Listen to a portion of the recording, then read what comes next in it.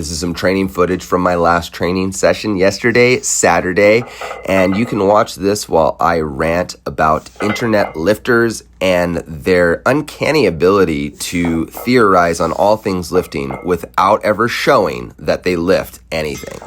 So, what does that mean? Well, I ran into some people in a comment section who were trying to tell me about deadlifting. They were trying to tell me a couple things that I disagree with. One of those things is that deadlifts can be cheated. Let's get that out of the way. You cannot cheat a deadlift. If you're doing a deadlift in a competition, there are judges. If you lift the weight to the specifications of the judges' standards, which are in the rules, you will get 3 white lights or 2 white lights, and you will pass that lift. It will be considered a good lift. It is not cheating if your spine is rounded.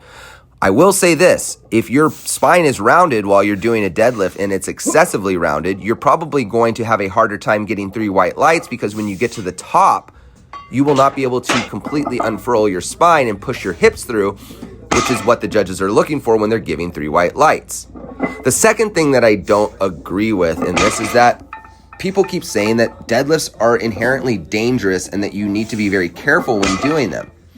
Deadlifts are no more dangerous than any of the other compound movements that we do, mainly the big 3. Let's talk about bench and squat. Bench and squat are both way more dangerous than a deadlift. In fact, people die doing bench and squat. People don't die doing deadlifts. Now, the third thing is that people commonly associate injury on deadlifts with over fatiguing oneself on deadlifts. All the compound movements are very fatiguing, especially on your lower back. But the last thing that you want to do is add another accessory movement to your lower back, which would increase volume on your lower back exercises. Instead, you can reduce the intensity or adjust the intensity in your deadlift training. You can manipulate things like volume. You can manipulate things like overall weight on the bar.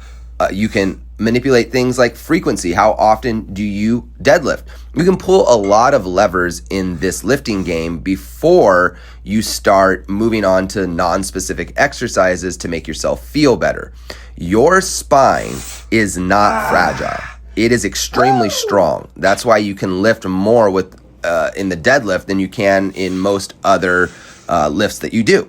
Your back is extremely strong, but there is a faction of the internet that wants to convince you that you are weak, fragile, broken, and you need to listen to a physiotherapist to do anything.